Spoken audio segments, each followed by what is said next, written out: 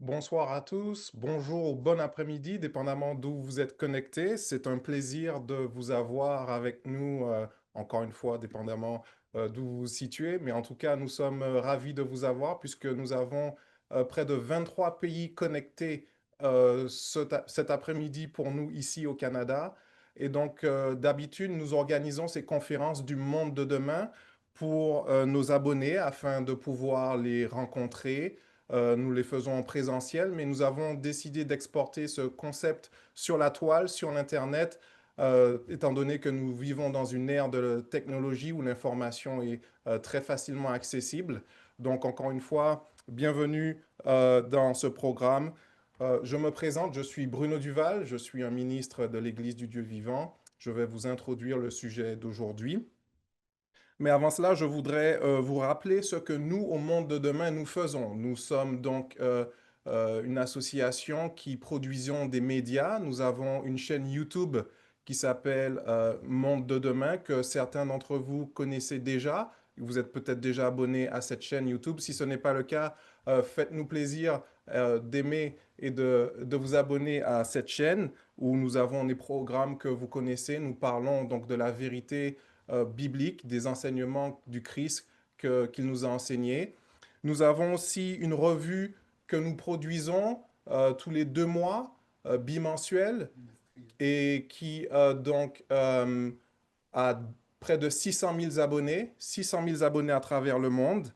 Et nous produisons aussi une petite capsule vidéo qui s'appelle Point de vue du monde de demain. Nous avons aussi une chaîne YouTube là-dessus. Sur ces capsules, nous traitons des sujets d'actualité par rapport à la société et aux sujets moraux. Et nous essayons donc de faire le lien entre ces sujets d'actualité, la Bible, la moralité, pour justement pouvoir étendre ce message à une planète qui va de plus en plus mal. Nous avons aussi des brochures à votre disposition sur notre site mondededemain.org et aussi des revues, des articles que vous pouvez trouver là-dessus. Et je pense que la plupart d'entre vous connaissez cela. Le monde de demain n'existe pas de lui-même. Le monde de demain est donc une association et aussi donc un magazine, comme je l'ai dit, qui est sponsorisé par une église, qui est l'église du Dieu vivant. Et c'est donc grâce aux dons de ses membres que vous pouvez recevoir toutes ces brochures, toutes ces littératures et ces produits sur l'Internet de façon totalement gratuite. Je l'ai précisé, nous avons étendu ce domaine, ces présentations sur la ligne. Nous avons déjà fait des essais sur l'Internet. Donc, pour ceux qui n'étaient pas au courant encore, nous avons ces présentations, ces conférences enregistrées sur une nouvelle chaîne YouTube que nous avons qui s'appelle YouTube Conférence Monde de demain que vous voyez à l'écran. Et vous allez pouvoir retrouver toutes les conférences passées, celles qui vont être données aujourd'hui et celles que nous allons faire dans le futur. Donc, comme vous le savez, nous sommes chrétiens, nous servons le Dieu là-haut dans les cieux et donc nous allons demander à Dieu sa bénédiction sur cette présentation pour que tout puisse bien aller.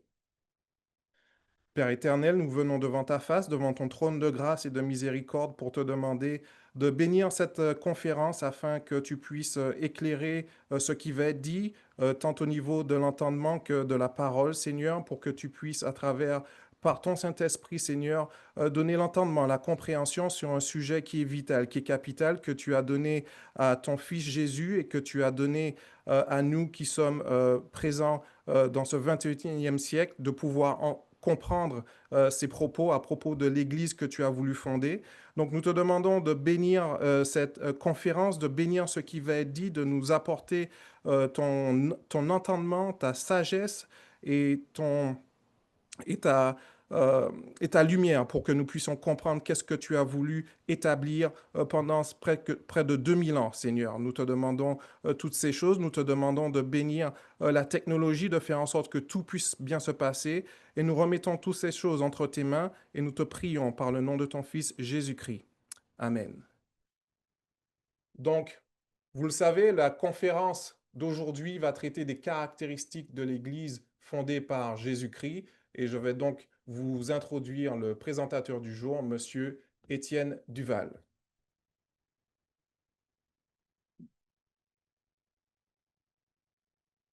Bonjour tout le monde. Et comme il a été dit, bonjour, bonsoir, bon après-midi.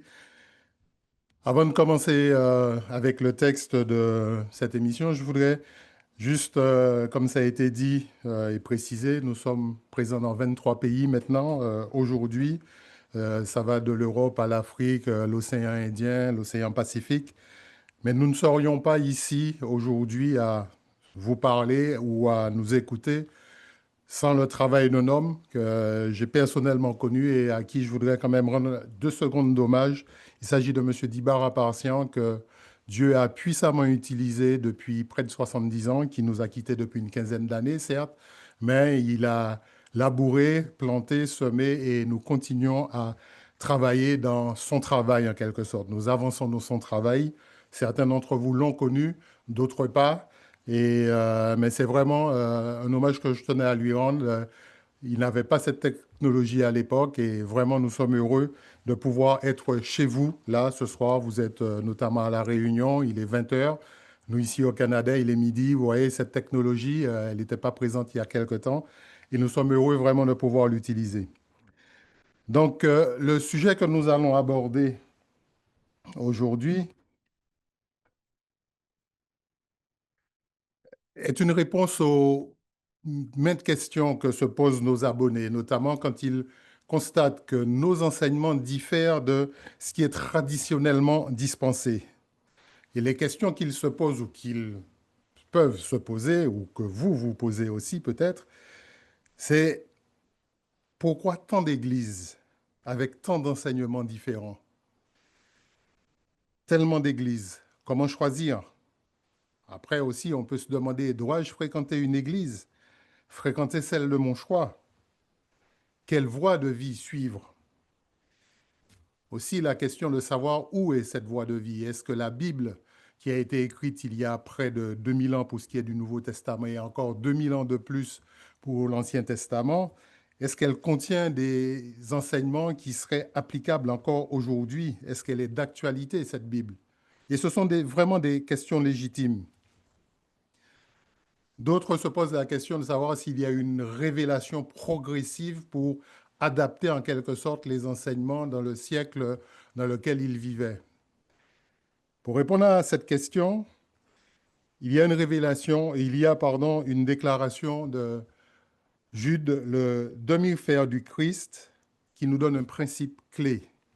Alors, il n'a écrit qu'une épître, et généralement on peut dire Jude verset 3, on va dire Jude 1 verset 3, quand il déclare, en l'an 62 à peu près, qu'il a écrit cette épître, « Bien-aimés, alors que je désirais vivement vous écrire au sujet de notre salut commun, je me suis senti obligé de vous envoyer cette lettre pour vous exhorter à combattre pour la foi qui a été transmise aux saints une fois pour toutes. » Nous n'avons pas le temps de rentrer dans la définition du saint par rapport à ce qui est généralement admis dans de grandes églises, mais là, nous parlons tout simplement de gens qui ont été appelés par Dieu, qui ont répondu à son appel, qui ont été baptisés et reçu son Saint-Esprit.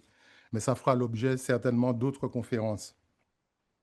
Mais ce qui est important, c'était surtout de voir que Jude parle d'une fois pour toutes. La Bible donc affirme ainsi que les croyances et les doctrines de la véritable Église seraient celles enseignées par le Christ et les apôtres et qu'elles ne seraient jamais modifiées pour répondre aux désirs changeants d'une société. Voyons maintenant ce que le Christ déclare lui-même, un verset qui est très, très connu dans Matthieu 16 au verset 18. Elle vient du Christ lui-même qui dit « Et moi, je te dis que tu es Pierre ». Dans le grec, c'est Pétros, petite pierre, caillou. Il s'adresse à l'apôtre Pierre. Et que sur ce roc, dans le texte original, Pétra, qui veut dire rocher massif, il parle de lui-même. Il dit, je bâtirai mon église et que les portes du séjour des morts ne prévaudront point contre elle. Donc, quand on prend cette déclaration dans son contexte, parce que le Nouveau Testament a été écrit en grec, cela montre clairement que c'est le Christ qui dirige son Église. Beaucoup de gens pensent qu'il a fondé l'Église sur l'apôtre Pierre, qui est décédé et qui n'est plus actif, alors que le Christ, il est bien vivant et il continue à gérer son Église, à la diriger. Et même d'autres passages dans les épîtres de Paul nous montrent clairement que l'Église est un corps de croyants dont le Christ est le chef, dont le Christ est la tête.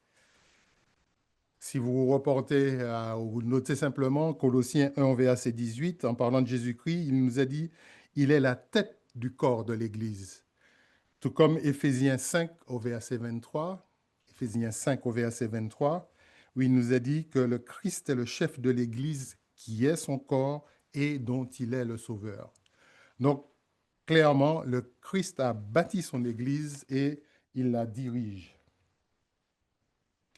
Nous allons voir quelques caractéristiques générales relatives à cette Église bâtie par le Christ.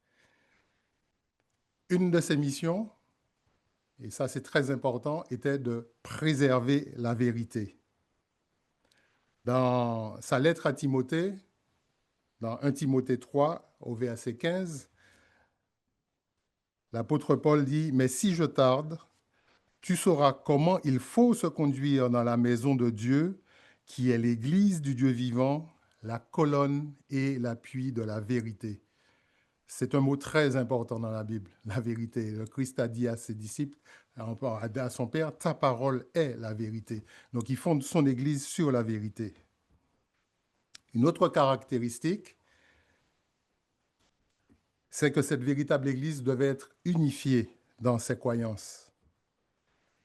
Dans Éphésiens 4, toujours l'apôtre Paul, Éphésiens 4 au verset 4, il nous confirme qu'il y a un seul corps et un seul esprit, comme aussi vous avez été appelés à une seule espérance par votre vocation, ou autrement dans certaines versions, par votre appel. Et il continue au verset 5, il y a un seul Seigneur, une seule foi, un seul baptême, un seul Dieu et Père de tous, qui est au-dessus de tous et parmi tous et en tous. Là, c'est vraiment une belle image de l'unité. Mais que voyons-nous aujourd'hui autour de nous? Il n'est certainement pas difficile de constater que le christianisme n'est pas unifié. Les groupes religieux, dont certains sont sincères et qui se réclament du christianisme, diffèrent en termes de gouvernance. Certaines églises sont bien organisées, d'autres pas.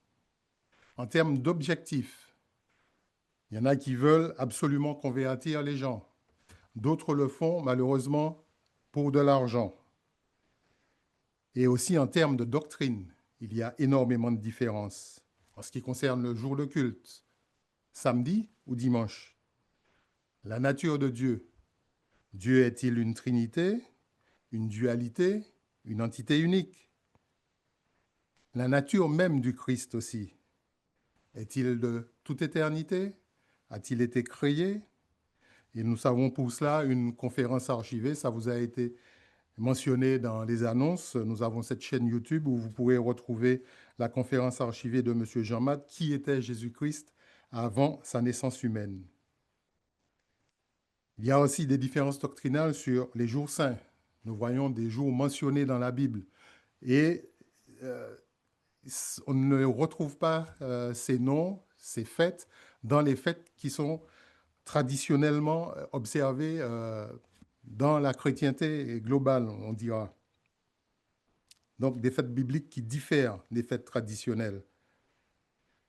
La loi de Dieu, nous allons en parler plus tard, a-t-elle été clouée à la croix, sur la croix, ou est-elle en vigueur aujourd'hui? Ça aussi, nous avons des conférences à venir sur tous ces thèmes.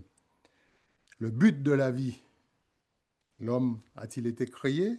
Si oui, pourquoi? Ou aurait-il été le fruit du hasard, de l'évolution? Ou certains pensent qu'il aurait évolué même après une création primaire? Pourquoi la souffrance existe-t-elle sur Terre en plein 21e siècle encore? Le salut aussi, c'est sujet à controverse. Avons-nous besoin de salut? Avons-nous besoin d'être sauvés? Si oui, de quoi? Pourquoi un tel besoin si certains disent que l'âme est immortelle? Que se passe-t-il après la mort? Puisque une fois qu'on est vivant, notre issue, en quelque sorte aussi, ça va être cette mort physique. Et que se passe-t-il donc après cette mort? Il y a aussi des conférences à venir. Et ça, j'espère que vous répondrez présent à toutes ces convocations, à toutes ces invitations. Et sur tous ces points, il y a divergence de vue et surtout de compréhension. Certains, nous l'avons dit, sont très sincères, mais M. Appartient, dont je vous ai parlé en introduction, disait que la sincérité dans l'erreur ne constitue pas la vérité. Et nous avons vu l'importance de la vérité dans le concept de l'Église fondé par le Christ. L'autre question logique, puisque nous avons parlé de pléthore en quelque sorte de congrégations, de confessions et tout, pourquoi cette confusion? Toutes ces organisations prétendent toutes détenir la vérité. Mais pouvons-nous tous avoir raison? Y aurait-il une force spirituelle à l'œuvre, peut-être des forces spirituelles de tromperie ou de séduction? Un point important qu'il faut noter pour bien comprendre ce qui va suivre, c'est que dans 1 Corinthiens 14 au verset 33, l'apôtre Paul nous confirme que Dieu, en disant « car Dieu n'est pas un Dieu de désordre », autrement dit de confusion, mais c'est un Dieu de paix, comme dans toutes les églises des saints. Donc, quelle est l'origine de la confusion? Elle ne vient pas de Dieu, nous venons de le lire. Nous n'aurons pas le temps de nous y rapporter. Nous avons énormément de littérature, de brochures, d'émissions, d'articles, pardon, pas de brochures spécialement, mais enfin, nous avons du matériel qui explique le pourquoi de cette confusion. Nous avons notamment une brochure qui s'appelle le Christianisme contrefait de Satan, que vous pourrez commander en ligne si vous ne l'avez pas encore. Mais j'ai dit un mot, j'ai dit Satan. Deux chapitres intéressants concernent ce personnage. Ézéchiel 28, des versets 13 à 16, Ézéchiel 28, des versets 13 à 16, et Ésaïe 14, versets 12 à 15, qui nous relate la création d'un archange, autrefois appelé astre brillant, autrement dit Lucifer, et qui s'est rebellé contre Dieu et qui devint cet archange déchu, appelé Satan ou l'adversaire. La terre fut confiée à Lucifer comme étant une sphère relevant de sa responsabilité. Cela explique pourquoi Jésus l'appelle à 3 reprises dans l'évangile de Jean, le prince de ce monde. Et même l'apôtre Paul nous parle du Dieu de ce siècle. Dans Jean 14, 30, le Christ lui-même, la dernière soirée qu'il passa avec ses disciples, le soir de la Pâque, de l'an 31, il dit « Je ne parlerai plus avec vous, car le prince de ce monde vient et il n'a rien à moi. » Ailleurs, comme je vous l'ai dit, Paul, dans 2 Corinthiens 4 au verset 4, 2 Corinthiens 4, verset 4, l'appelle le Dieu de ce siècle.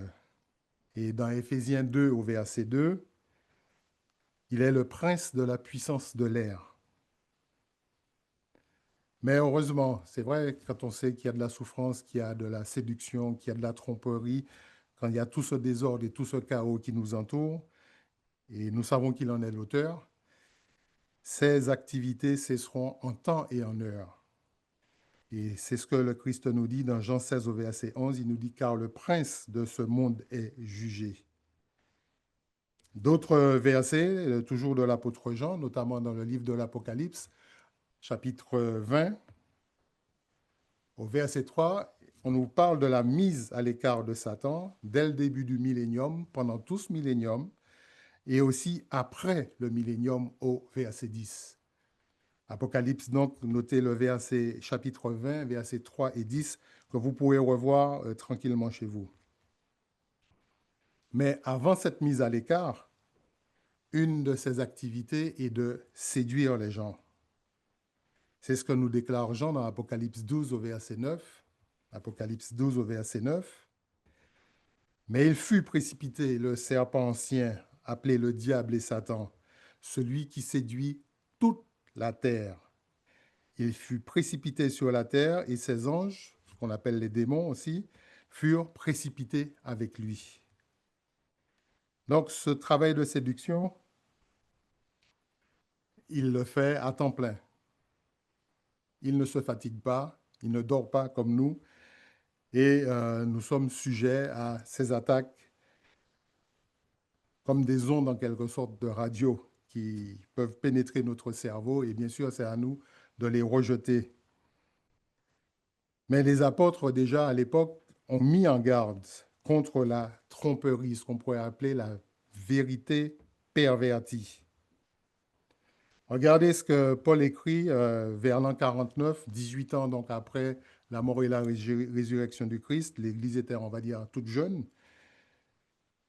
Dans Galates 1 au verset 6, à partir du verset 6, il dit « Je m'étonne que vous vous détourniez si promptement de celui qui vous a appelé par la grâce de Christ pour passer à un autre évangile. » Mais tout de suite, il dit « Non pas qu'il y ait un autre évangile, mais il y a des gens qui vous troublent et qui veulent altérer, autrement dit, qui veulent pervertir l'évangile du Christ, de Christ. » Et il précise encore au verset 8, « Mais si nous-mêmes, si un ange du ciel annonçait un évangile s'écartant de celui que nous avons prêché, qu'il soit anathème. »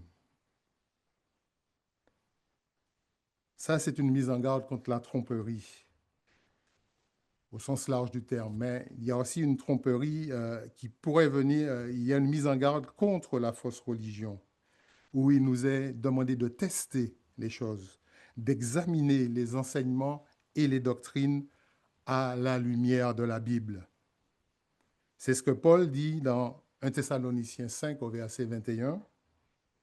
Dans 1 Thessaloniciens 5 au verset 21, il nous dit « Mais examinez toutes choses et retenez ce qui est bon. » Et la Bible nous donne l'exemple dans Acte 17 au verset 11 des gens, des habitants de la ville de Bérée, qu'on appelle les Béréens, où il nous est dit dans Acte 17 au verset 11, en parlant des Béréens, ils examinaient chaque jour les Écritures pour voir si ce qu'on leur disait était exact.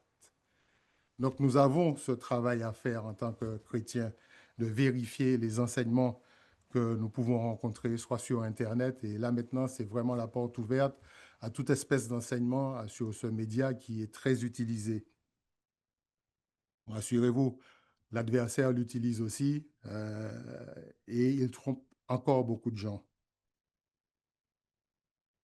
Ces Béréens avaient compris un principe que Proverbe 14 au verset 12 nous donne, « Telle voie paraît droite à un homme, mais son issue, c'est la voie de la mort. » Nous avons donc cette responsabilité d'examiner toute chose à la lumière de la Bible. Je vous l'ai déjà conseillé, n'hésitez pas à télécharger, lire, commander Le christianisme contrefait de Satan. C'est une brochure gratuite que nous offrons à tout notre public. Une fois que nous avons vu ça, l'autre question qui vient, quelles sont donc les principales caractéristiques de l'Église que Jésus a fondée? Nous allons d'abord examiner quelques critères du christianisme. Il conviendrait en premier point de prouver que Dieu existe. Deuxième point, de prouver que la Bible est sa parole inspirée, qu'elle est inspirée de Dieu. Et prouver aussi l'existence d'une Église qui suit les enseignements du Christ. Souvenons-nous qu'il a dit que les portes du séjour des morts ne prévaudront point contre cette Église qu'il a fondée en l'an 31 de notre ère, le jour de la Pentecôte. Donc, c'est très important de comprendre qu'il y a, en quelque part, sur cette terre, une Église qui existe et qui suit les enseignements du Christ. Pour prouver l'existence de Dieu, je vous renverrai aussi à une conférence archivée, notamment que nous avons notre chaîne YouTube, encore, je le répète, une conférence de M. Marc Arsenault, Preuve de l'existence de Dieu. Elle est de 2025, donc elle est toute fraîche. Nous avons aussi, ça n'a pas été mentionné dans la liste, nous avons des émissions, des brochures, mais nous avons aussi, avec l'onglet clip vidéo sur notre site Monde de demain, accès à ce que nous appelons des tableaux blancs, qui sont de courtes vidéos qui touchent beaucoup de sujets, et notamment nous avons une qui parle des 7 preuves de l'existence de Dieu. N'hésitez pas aussi à commander une brochure qui s'appelle Le Dieu réel, preuves et promesses. Tout ça, ça nous donne l'alimentation spirituelle dont nous avons besoin et bien sûr à étudier à la lumière de la Bible. Pour prouver que la Bible est inspirée de Dieu, là aussi, on aurait pu passer la journée à en parler. J'aurais pu vous présenter beaucoup de choses, mais là encore, je vais vous envoyer certainement à une des premières brochures que vous avez certainement commandées, parce qu'elle est très demandée. Elle accompagne très souvent le cours de Bible au format papier ou en ligne que nous offrons. Et elle s'appelle La Bible, réalité ou fiction. Elle démontre la preuve de la Bible par la réalisation des prophéties et des récits historiques. Donc, n'hésitez pas à vous imprégner de cette brochure. Et une fois ces deux critères établis, nous allons passer en revue six identificateurs du christianisme biblique. La première caractéristique, qui surprendra certainement beaucoup, c'est le nom. 12 fois dans le Nouveau Testament, et là, je pense qu'à l'image, vous avez toutes les références qui s'affichent. Nous n'irons pas toutes dans ces références, mais comme vous aurez l'enregistrement, vous pourrez y revenir. Donc, 12 fois dans le Nouveau Testament, l'Église est appelée Église de Dieu. Alors, le nom en soi n'est pas une preuve, mais c'est un point intéressant. C'est l'Église de Dieu, pas l'Église de X, Y, etc., mais l'Église de Dieu. Et en caractéristique numéro 2, il y a encore quelque chose de plus intéressant encore, que nous appelons l'Évangile. Et là encore, vous pouvez être documenté avec cette brochure qui s'appelle Le véritable, croyez-vous au véritable Évangile? Nous avons vu que tout à l'heure, Paul parlait d'un autre évangile, non pas qu'il y ait un autre évangile. Donc déjà, à l'époque, il y avait beaucoup de séduction, beaucoup de tromperie à ce niveau.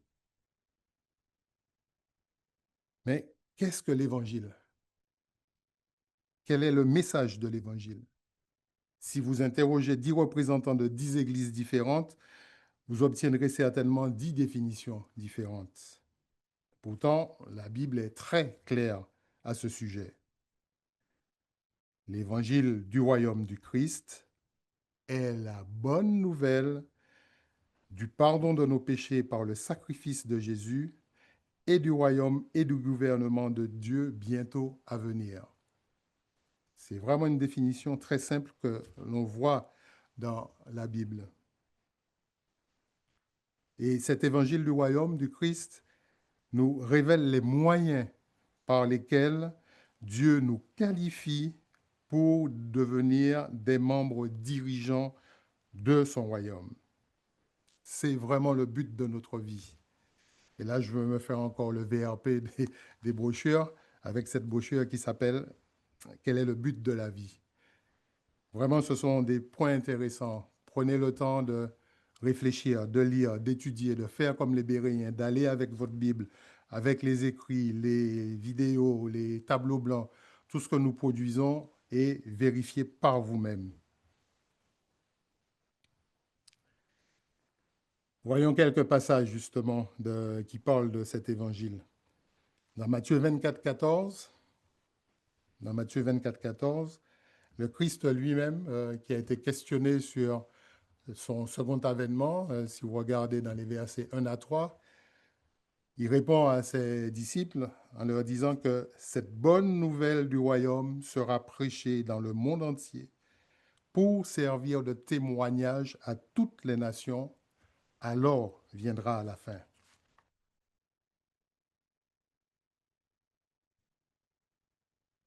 C'est important de voir comment il relie la fin. D'ailleurs, il avait été interrogé sur la fin des temps, sur son retour. Et là, il dit que cette bonne nouvelle sera prêchée au monde entier. Et vraiment, c'est ce que nous nous appliquons à faire à travers nos revues, nos publications, nos sites Internet.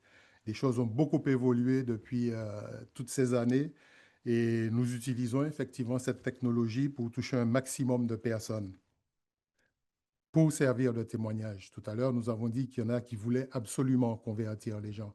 Ce n'est pas le rôle de l'Église de vouloir convertir les gens, mais d'être à disposition de ceux que Dieu appelle. Voyons par exemple dans Acte 8 au verset 12. Acte 8 au verset 12, il nous a dit, mais quand quand ils eurent cru à Philippe qui leur annonçait la bonne nouvelle du royaume et du nom de Jésus-Christ, hommes et femmes se firent baptiser. Vous noterez juste au passage qu'il n'y a pas de baptême d'enfants. Hommes et femmes se firent baptiser. Et ça, c'est important. Ça aussi, nous aurons d'autres publications, d'autres conférences à venir certainement sur l'importance du baptême, cet engagement que nous devons prendre une fois que nous avons reçu l'appel de Dieu. Un dernier passage concernant cet évangile, c'est que après le retour du Christ, quand il va installer son royaume, son millénium, quand il dit à Apocalypse 5 au verset 10, tu as fait d'eux un royaume et des sacrificateurs pour notre Dieu et ils régneront sur la terre. Le millénium va être le premier pas dans cette affaire. Nous aurons 1000 ans de paix, de prospérité, de bonheur et ça se voit dans les pages de la Bible. Nous en reparlerons tout à l'heure. Et là, je voudrais faire juste un petit rappel. En fin de présentation, nous avons une session de questions-réponses. Et vous pouvez poser vos questions dans le chat ou la messagerie, je ne sais pas comment on l'appelle sur Zoom, enfin, donc ce petit pavé où vous pouvez écrire vos questions et nous tâcherons d'y répondre dans la foulée aujourd'hui ou en fonction du nombre de questions. Nous pourrons aussi faire des réponses individuelles par email dans un délai raisonnable. Donc, n'hésitez pas à poser vos questions. Nous étions en train de parler de l'Évangile. Une des missions de l'Église, c'est de prêcher l'évangile du royaume. Nous l'avons vu tout à l'heure, cette bonne nouvelle du royaume sera prêchée dans le monde entier pour servir de témoignage à toutes les nations. Alors viendra la fin. Donc la véritable Église, comme cette caractéristique numéro 2, c'est qu'elle prêcherait cet évangile et non un évangile social moderne qui contredit l'enseignement des Écritures. Au début, nous avons parlé de est-ce qu'il y a une adaptation des Écritures avec les siècles. Non, ça a été fait une fois pour toutes. Nous avons vraiment tout ce qu'il faut dans la Bible pour parvenir au salut quand Dieu nous appelle. La caractéristique numéro 3 concerne la loi de Dieu, qui est vraiment un sujet à controverse. Pour beaucoup de gens, l'apôtre Paul aurait aboli la loi. J'emploie bien le conditionnel, il aurait aboli la loi. Or, l'Église de Dieu enseigne la loi de Dieu comme un mode de vie. Il y a cette importante, très importante déclaration que nous allons trouver dans Ésaïe chapitre 8 au verset 20. Ésaïe chapitre 8 au verset 20. À la loi et au témoignage, s'il ne parle pas ainsi, il n'y aura point d'aurore pour le peuple. Donc, pas de lumière pour le peuple. Souvenons-nous que dans les Écritures, le Christ est la lumière du monde. Même ses disciples, ils les appellent le sel de la terre, la lumière du monde aussi. Nous sommes appelés à le devenir. Mais pour l'instant, lui, il est la lumière du monde.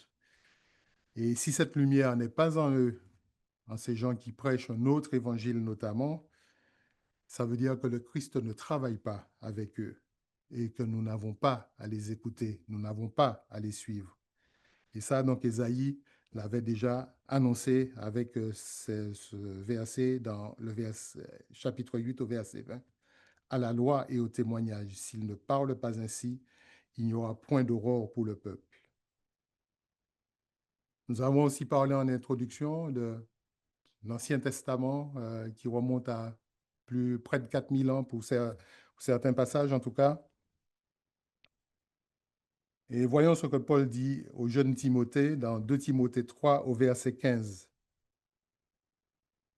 Nous sommes vers l'an 60 à peu près et le Nouveau Testament n'avait pas encore été compilé.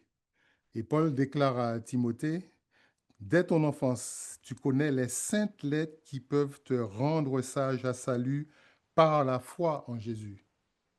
Dès ton enfance, tu connais les saintes lettres qui peuvent te rendre sage par la foi en Jésus. Et ça, c'est important de bien comprendre aussi quand on lit, quand on étudie la Bible, d'avoir aussi des dates, et notamment dans le Nouveau Testament, de toutes ces dates qui succèdent, qui se succèdent à travers, après donc la constitution de l'Église, le jour de la Pentecôte de l'an 31. Donc 30 ans après à peu près, Paul parle de l'Ancien Testament qui pouvait rendre Timothée sage à salut. Le Christ lui-même déclare dans Matthieu 5, versets 17 à 18, verset aussi très très très bien connu, mais peut-être trop mal compris, quand il dit, ne croyez pas que je sois venu pour abolir la loi ou les prophètes. Je suis venu non pour abolir, mais pour accomplir. Car je vous le dis en vérité, tant que le ciel et la terre ne passeront point, il ne disparaîtra pas de la loi un seul iota ou un seul trait de lettre jusqu'à ce que tout soit arrivé ou encore accompli. Si nous regardons ce soir dehors ou même tout à l'heure, nous allons voir les nuages, nous allons voir le ciel, nous allons voir le soleil, donc ils sont encore présents, donc cette loi est encore là. C'est ce que nous dit le Créateur. C'est vraiment très, très, très clair. Voyons maintenant ce que nous déclare l'apôtre Jean.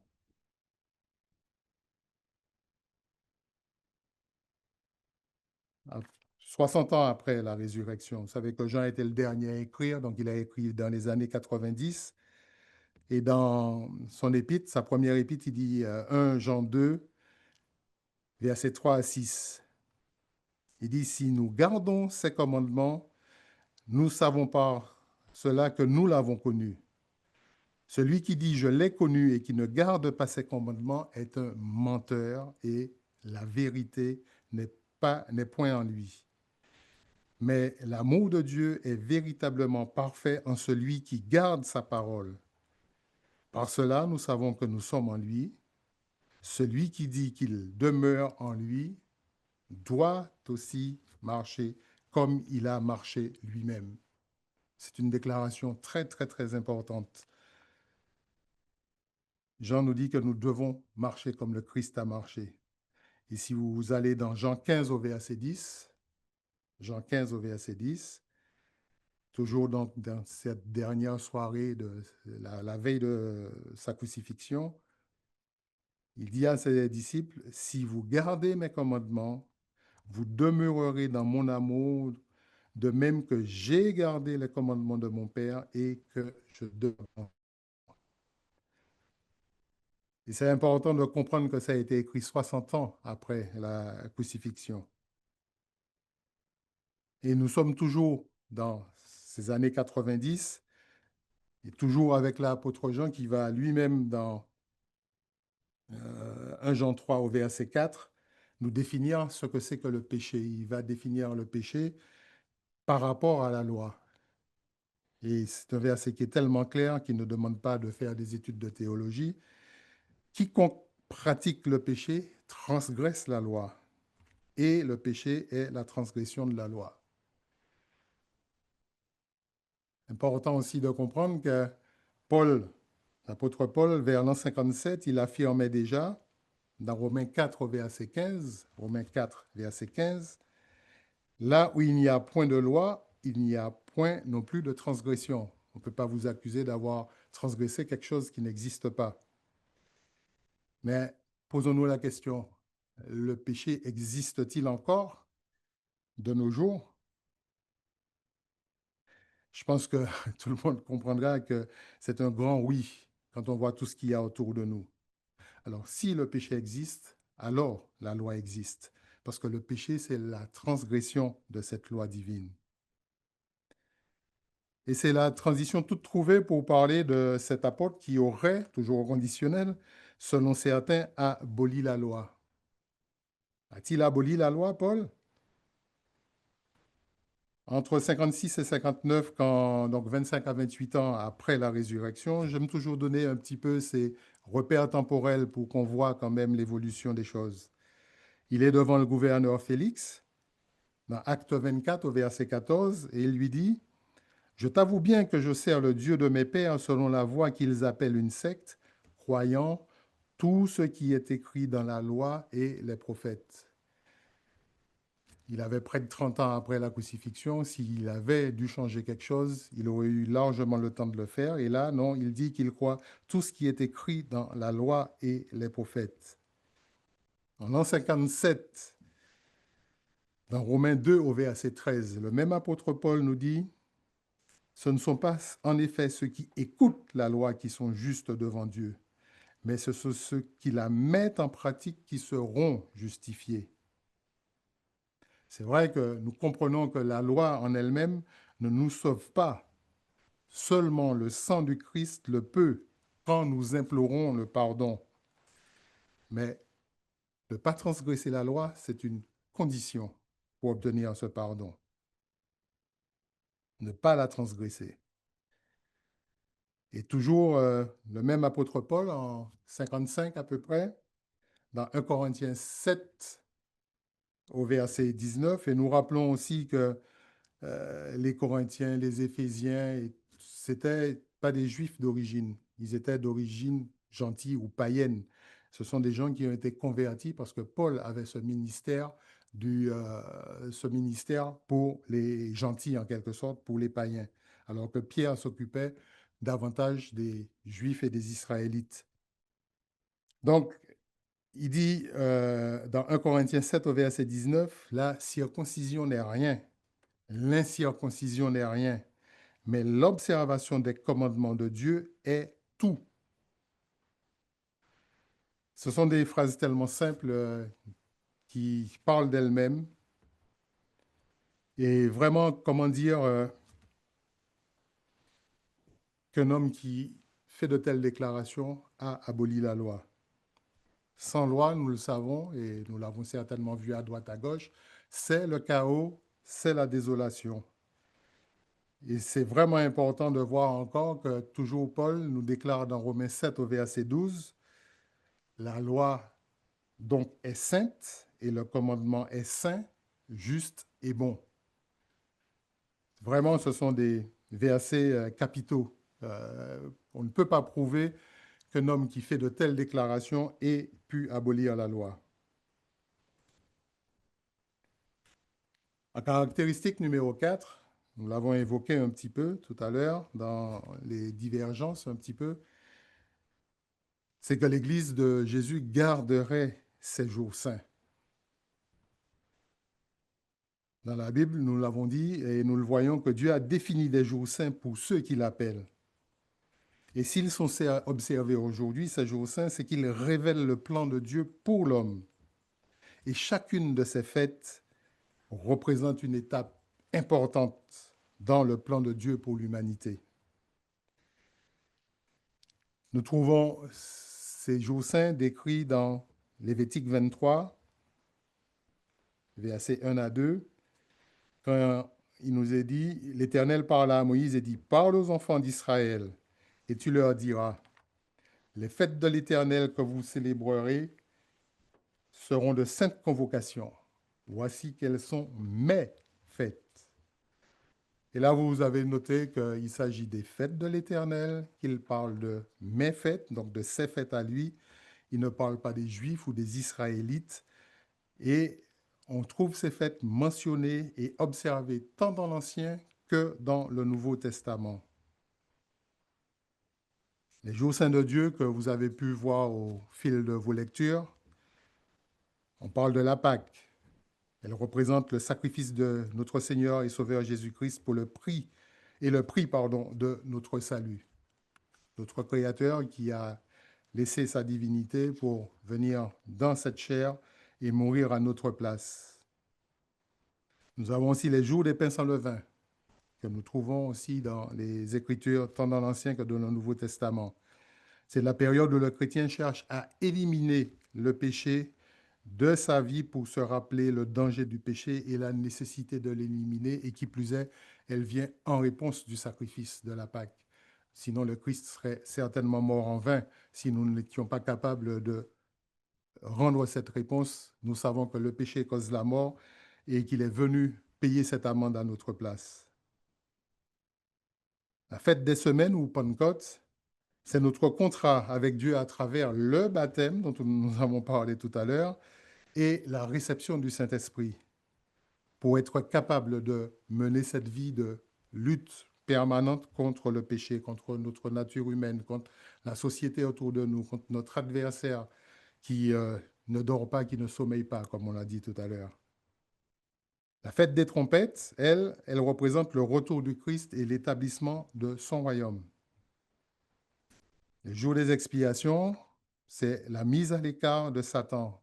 Nous avons évoqué plus tôt qu'il était mis à l'écart. Et si sans cela, il n'y aurait point de paix sur terre.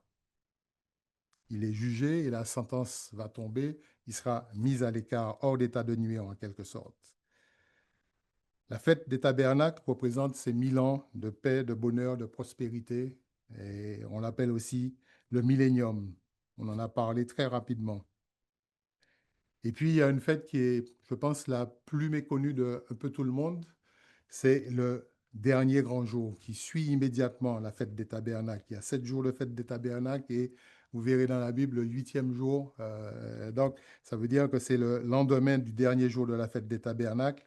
Et cette fête représente la résurrection de tous ceux qui ont vécu, mais qui sont morts dans le péché et l'ignorance de la vérité de Dieu et de son mode de vie. Ils seront ressuscités et ils auront donc une opportunité à ce moment-là. Et ça, c'est vraiment quelque chose que beaucoup de gens ignorent ou n'enseignent pas. Mais nous voyons que Paul, dans un des premières épîtres de Paul à Timothée, chapitre 2 au verset 4, il nous affirme que Dieu veut que tous les hommes soient sauvés et parviennent à la connaissance de la vérité. Tous les hommes. Ce que va confirmer Pierre dans 2 Pierre 3 au verset 9, quand il dit que mais il, en parlant de Dieu, use de patience envers nous, ne voulons pas qu'aucun périsse, mais voulons que tous parviennent à la repentance. Dieu est un Dieu d'amour. Il veut que l'humanité qu'il a créée, dans le but de rejoindre sa famille, puisse avoir cette opportunité. Tous ne sont pas appelés en ce moment, ou au même moment, mais chacun se verra offrir une opportunité de salut. Et ça, c'est vraiment important. C'est vraiment un plan merveilleux. Et si on n'observe pas ces fêtes, vraiment, la compréhension de ce magnifique plan échappe à beaucoup de gens. Et là encore, je vous inviterai à demander cette brochure spécifique qui s'appelle Les jours saints, le magistral plan divin. Elle reprend en détail vraiment tout ce qui est du plan de Dieu à travers ces jours saints. Il y a une autre caractéristique, c'est le sabbat. Les jours saints de Dieu comprennent également le sabbat. Regardez bien dans comment est écrit Lévitique 23. Il commence par le sabbat hebdomadaire, puis il passe aux fêtes annuelles dont nous venons de parler. Et vous aurez, et là vraiment à travers cette brochure aussi que nous avons qui s'appelle Quel est le jour du sabbat chrétien, vous aurez vraiment toutes les instructions et les exemples des apôtres et ce qu'ils ont observé et enseigné concernant les jours saints et le sabbat. C'est important d'y aller avec Bible en main, comme on dit, faire comme les Béréens, vérifier ce qui est dit, afin que vraiment tout un chacun puisse comprendre ce plan merveilleux. Et bien sûr, nous allons parler de l'apôtre Paul, puisqu'il aurait été donc, pour certains, celui qui aurait changé le jour du culte du samedi au dimanche, alors qu'il n'avait pas cette autorité. Mais Paul aurait-il mis fin à l'observance du sabbat? Là encore, retournons dans la Bible, dans Acte 13 au verset 42. Il est à Antioche de Pisidie. Et on nous dit dans Acte 13 au verset 42, donc, lorsqu'ils sortirent de la synagogue des Juifs, dans la version second 21, qui précise qu'ils sortirent de la synagogue des Juifs, les non-juifs, les autres parlent de païens ou de gentils, mais cette version parle des non-juifs, les invitèrent à parler du même sujet le sabbat suivant. Nous savons que le sabbat, c'est le samedi. Paul avait toute l'attitude de leur dire, bon, écoutez, on se voit demain, c'est dimanche, c'est jour de culte, donc on va continuer à en parler. Non? Et qu'est-ce que nous dit le verset 44? Le sabbat suivant, presque toute la ville se réunit pour écouter la parole de Dieu. Donc Paul avait cette opportunité, il ne l'a pas saisie parce que le dimanche n'était pas un jour de culte.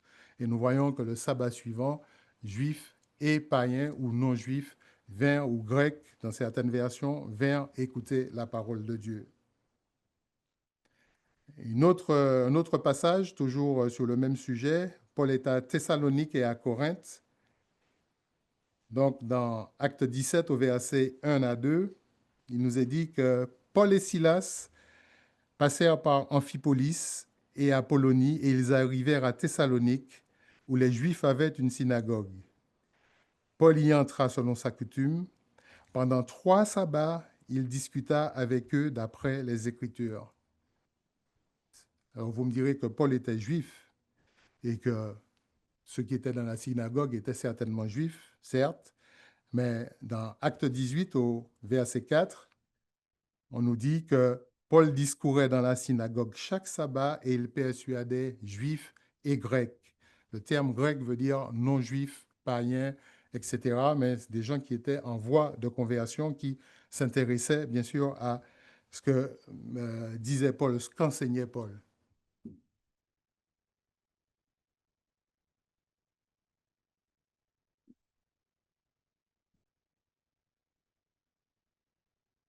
Mais qu'en est-il de l'histoire laïque? Puisque nous avons beaucoup parlé de Bible. Et c'est toujours bon aussi de renforcer les choses à travers les écrits historiques. Un dénommé Owen Chadwick, qui était un prêtre anglican britannique, universitaire, écrivain et éminent historien du christianisme, il est mort relativement récemment, en 2015. Et lors de ses funérailles, il a été décrit comme l'un des plus grands historiens religieux de notre époque par le journal The Independent. Dans son ouvrage en anglais, la traduction est la mienne, History of Christianity, aux pages 14 et 15, M. Chadwick nous affirme qu'au cours de ces mêmes 3 et 4 siècles, nous parlons bien de siècles, 300 ou 400 ans, il y avait des chrétiens, dit-il, qui gardaient la loi. Saint Paul, dit-il, qui a fait plus que tout autre pour ouvrir la foi des Juifs aux non-Juifs, a gardé son passé de Juif. Donc, il n'a pas transigé, il est resté, il a observé ses fêtes, il a observé ses sabbats, certes, mais on nous dit qu'il a fait tout pour ouvrir cette foi aux non-juifs. Et M. Chadwick continue en disant qu'on trouve des groupes de chrétiens qui ont gardé la loi et n'ont pas mangé de porc et ont respecté le jour du sabbat pendant 300 ans et plus. C'est quand même, là, nous sommes dans l'histoire. Les autres jours saints, qu'en est-il d'eux? Ils sont eux aussi mentionnés dans le Nouveau Testament. La Pâque, si vous prenez les évangiles, vous verrez que, notamment la dernière Pâque du Christ, la veille de sa crucifixion, nous avons les pains sans levain qui sont nommés, et là, je vais le prendre quand même, parce que c'est vraiment un verset important dans 1 Corinthiens 5 au verset 8. On le connaît certainement par cœur, mais c'est toujours bon de plonger directement dans le livre.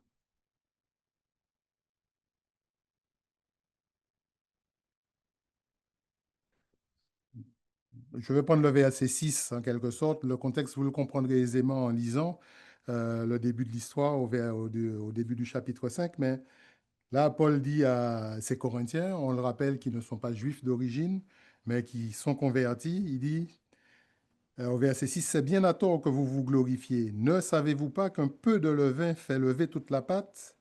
Faites disparaître le vieux levain afin que vous soyez une pâte nouvelle, puisque vous êtes sans levain, car Christ, notre Pâque, a été immolé.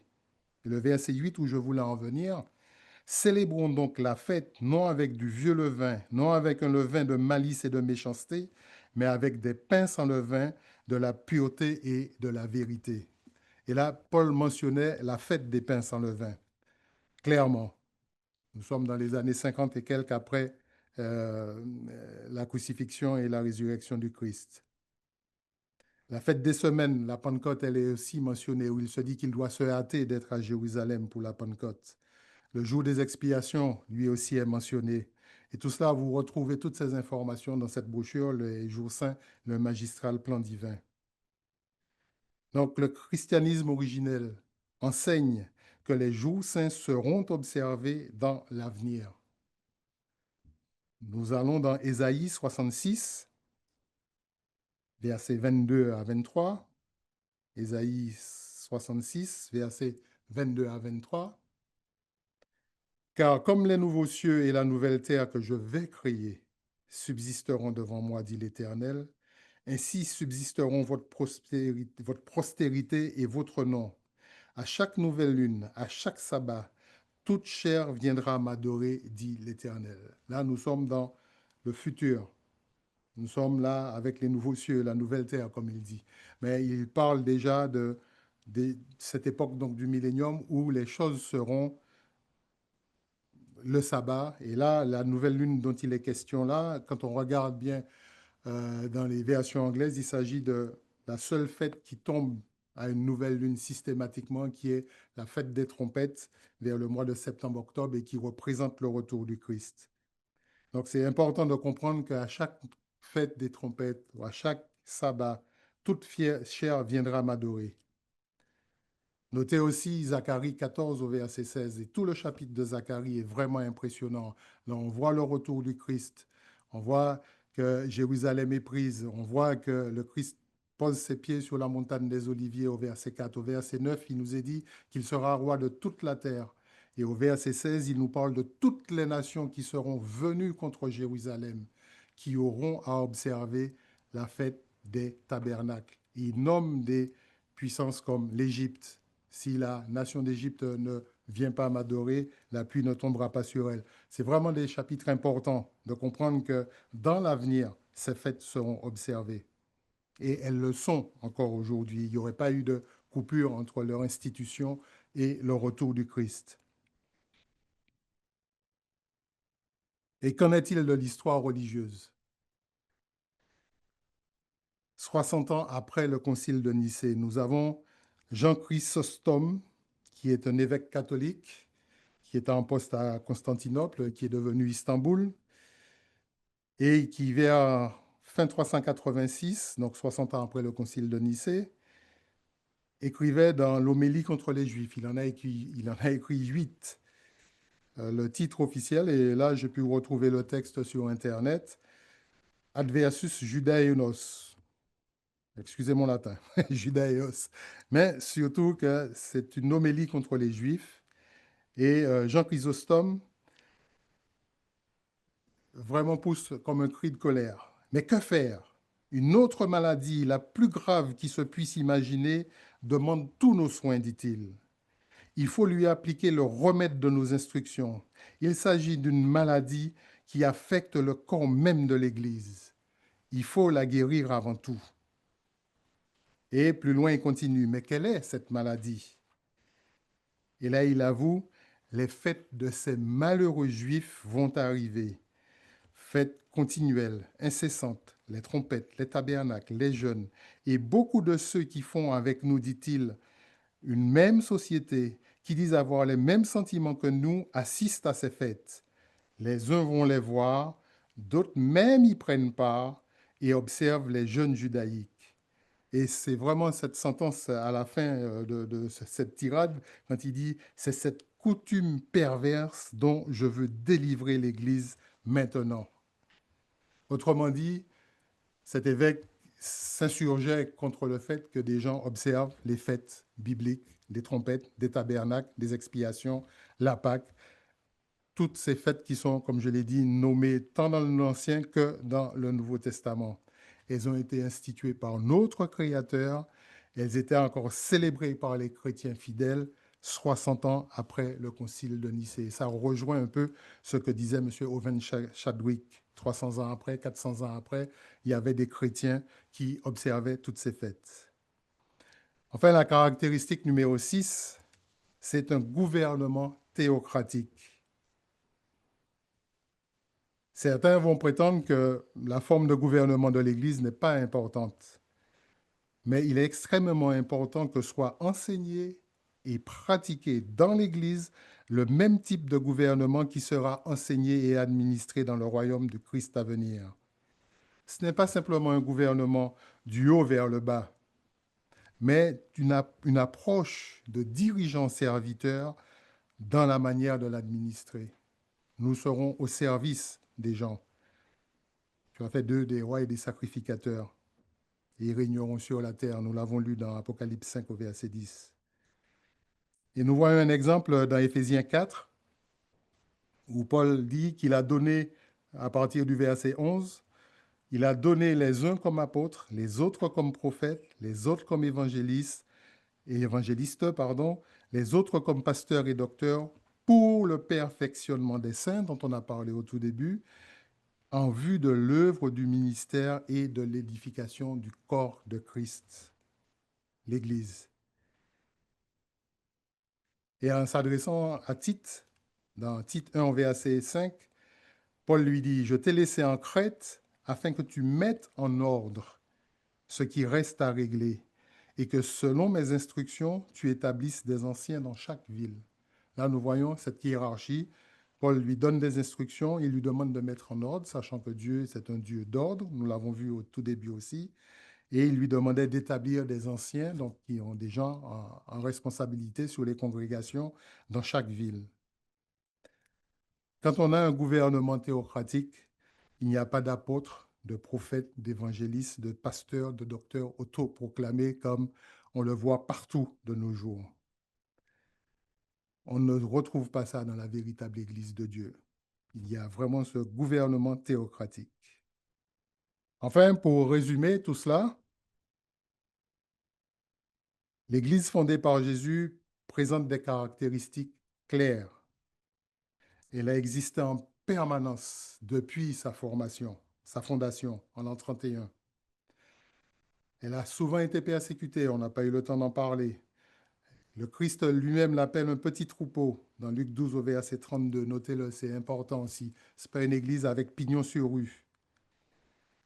Elle enseigne l'évangile du royaume. Elle porte le nom de Dieu, nous l'avons vu. Elle observe le sabbat et les jours saints de Dieu, pas des Juifs ou des Israélites, ces jours saints sont de Dieu. Elle enseigne les lois de Dieu. Et bien sûr, elle a un gouvernement théocratique, qui est le dernier point que nous avons vu. Et en résumé, elle va fonder donc toute sa doctrine sur les Écritures et non sur l'opinion populaire. La Bible donc révèle les caractéristiques intemporelles de l'Église fondée par Jésus.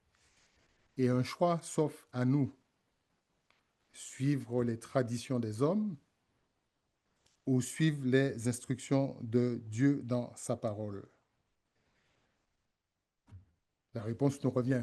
Mais comme nous l'avons vu, l'Église fondée par le Christ et les apôtres peut être identifiée et je pense avoir introduit sur beaucoup de sujets, mais à charge pour vous donc de pénétrer ces choses, de demander les documents, de les télécharger, de visionner les vidéos et tout, afin de vraiment vous imprégner de cette vérité. Sur ce, je laisse la place tout de suite aux questions-réponses. Merci.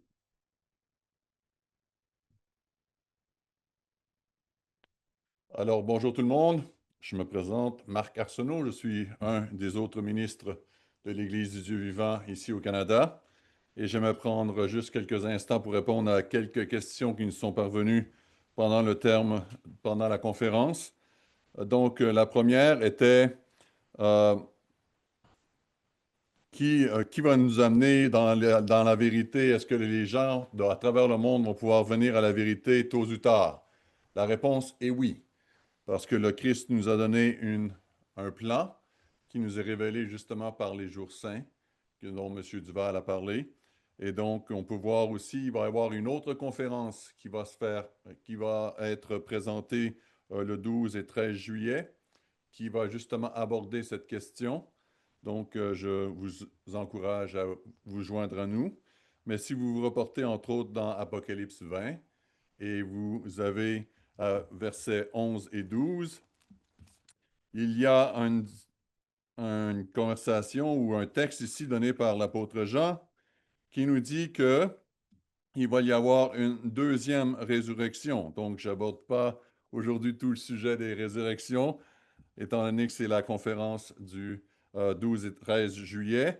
Mais ici, c'est marqué, verset 11, « Puis je vis un grand trône blanc, et la terre et le ciel s'enfuirent devant leur face, et je vis les morts, le verset 13, des grands et les petits qui se tenaient devant le trône, et des livres sont ouverts. » Et les livres ici, c'est le mot biblios qui est utilisé. Donc, la Bible va être ouverte à tous et chacun pour que tous et chacun puissent comprendre et puissent connaître la vérité, puissent connaître le, le but de la vie, etc.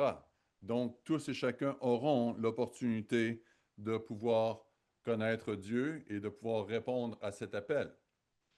Je vous encourage aussi à commander ou à lire la brochure en ligne qui s'appelle « Est-ce aujourd'hui le seul jour de salut ?» qui décrit en détail, avec beaucoup plus de support, la réponse à cette question. Donc, je vous encourage à aller voir sur notre site web, notre site Internet, et vous pourrez lire « Est-ce aujourd'hui le seul jour de salut ?» Nous avons aussi une autre question qui nous est parvenue. Comment reconnaître la véritable Église? Les caractéristiques que M. Duval a parlé sont exactement ce que vous devez rechercher. Et encore une fois, par rapport à Ésaïe 8, verset 20, qui a été mentionné. Donc, il faut que l'Église qui représente Christ, l'Église de Dieu, va parler selon la loi et les témoignages qui ont été écrits dans la Bible. Donc, vous devez prouver que la Bible existe, que la Bible est vraie. Et ensuite, si la Bible nous dit que nous devons faire ceci, on le fait. Si on ne fait pas ceci, on ne le fait pas. Et c'est qu'est-ce que vous devez prouver par vous-même et de répondre aux caractéristiques que l'Église de Dieu devrait avoir. Et une autre petite question qui nous a été soumise, avant que je laisse la parole à M. Duval pour répondre à une ou deux autres questions qui nous sont parvenues. Une question qui nous est parvenue est, est-ce que nous devons manger pendant les pains sans levain, des pains sans levain toute la semaine?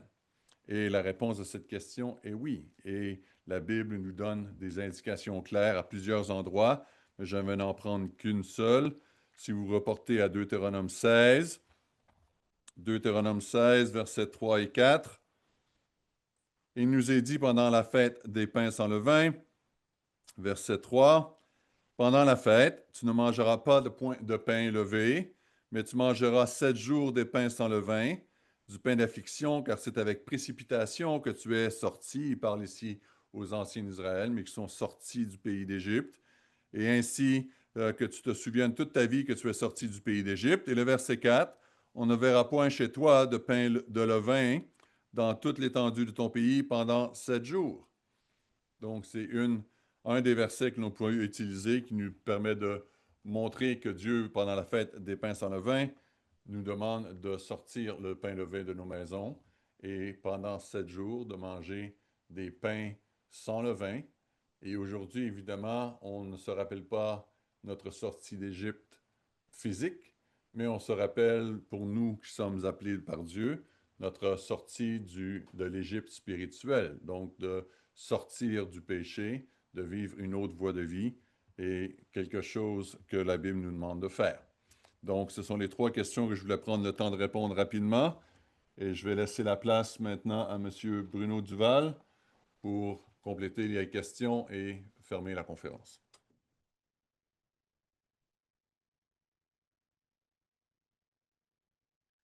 Merci, Monsieur Arsenault. Donc, nous avons quelques autres questions. qui ont été posées. Je vais essayer de faire, de démêler cela, mais je pense que oui, il y avait une question concernant la loi de Moïse. Je pense que la personne a voulu dire, quand on parle de la loi, est-ce qu'on parle de la loi de Moïse ou des 10 commandements? C'est un sujet qui est très vaste, je n'ai pas le temps de m'y référer maintenant. Effectivement, à plusieurs moments, la Bible parle de loi, de statut, de commandements et d'ordonnances. Donc, comme j'ai dit, c'est un sujet qui est très vaste. Mais une chose est claire, ce que vous avez entendu aujourd'hui, ce que votre Bible dit, ce que Jésus a dit dans Matthieu 5 notamment, c'est que cette loi sera là. Donc, elle est là, il faut l'appliquer. Et effectivement, il y a des aspects de cette loi, comme par exemple les sacrifices qui ne sont plus requis aujourd'hui. Donc aujourd'hui, on ne va plus, le jour de la Pâque, égorger un agneau. Cela a été représenté par le sacrifice de Jésus-Christ.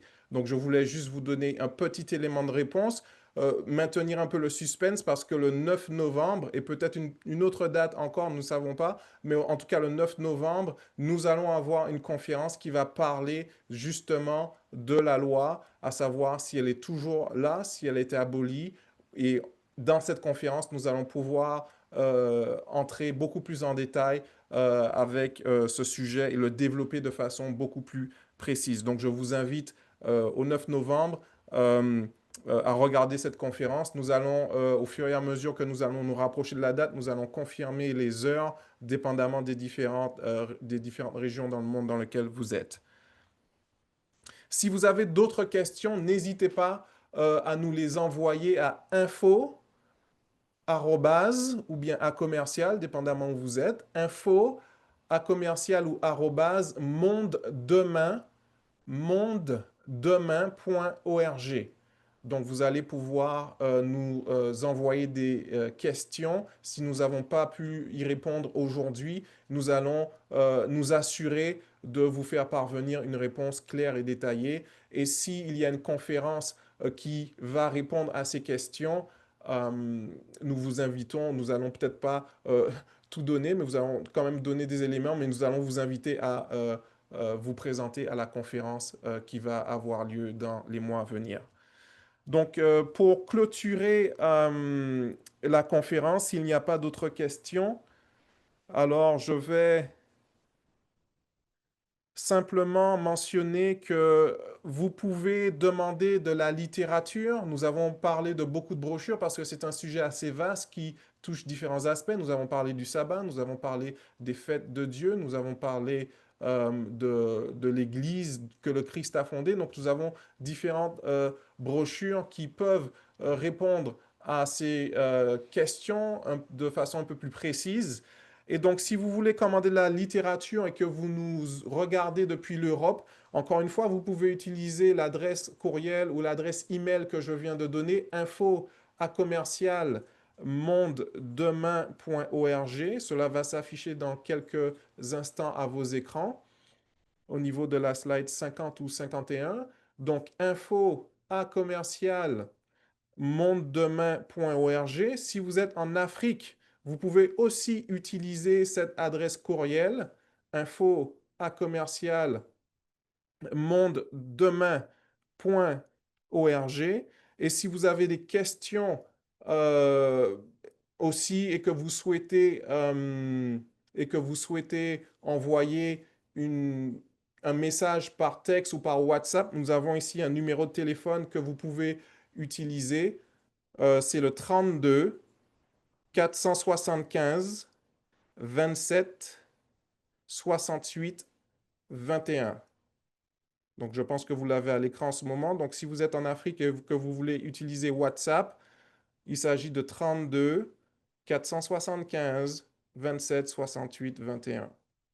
Au Canada, toujours la même adresse courriel, info@commercial ou arrobase monde de demain, plutôt monde demain, il n'y a pas de mondedemain.org. Et le numéro pour nous contacter au Canada, c'est le 1-800-828-06-18. Donc, c'est ce qui est écrit sur vos écrans.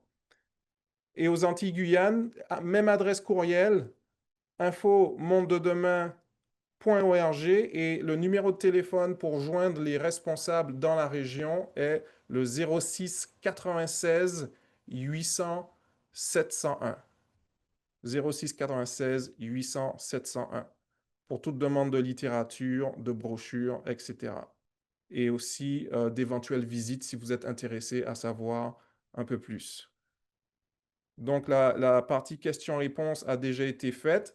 Maintenant, nous sommes contents de vous annoncer qu'il y aura d'autres conférences. Vous avez déjà eu un peu l'avant-première, mais il y aura d'autres conférences qui vont avoir lieu. Donc, comme M. Arsenault l'a mentionné, le samedi 12 juillet 2015, donc dans moins d'un mois, en personne à la ville de Québec, si vous êtes dans la région, vous pouvez assister à la conférence concernant dont le thème est Découvrir la doctrine des résurrections. Elle va avoir lieu à 14 heures. Si vous êtes en ligne et que vous ne pouvez pas vous déplacer à la ville de Québec, mais pour le Canada et pour les Antilles, ça va être la même conférence à la même heure, à 14 heures.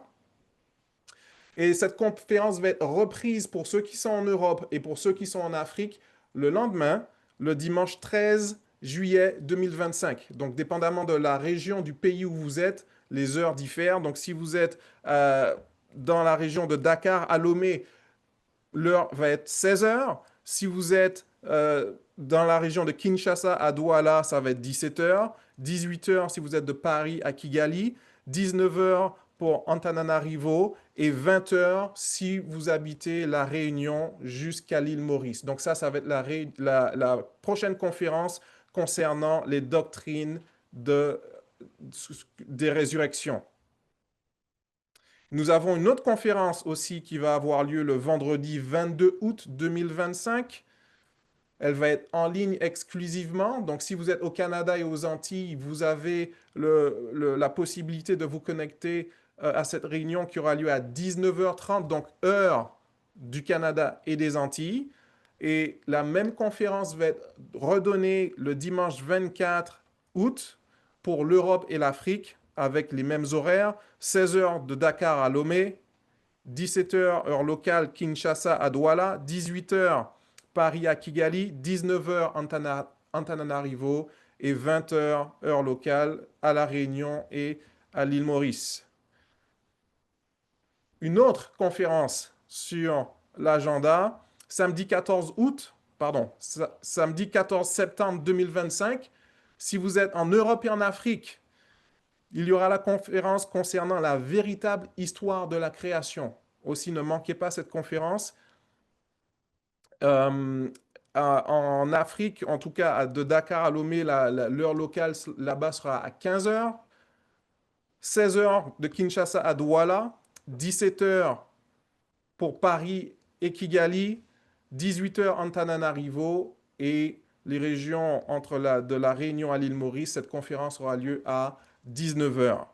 Et si vous êtes situé au Canada et aux Antilles, donc cette conférence aura lieu le même jour, mais un peu plus tard. Elle aura lieu à 14 heures. Et si vous êtes dans la région de Montréal, vous pourrez y assister en personne, mais aux Antilles et dans le reste du Canada, si vous êtes éloigné de la ville de Montréal, vous pouvez y assister en ligne à 14 heures. Il y a une faute ici, donc ce n'est pas à 19h30 comme c'est mentionné, mais c'est bien à 14 heures pour le samedi 14 septembre.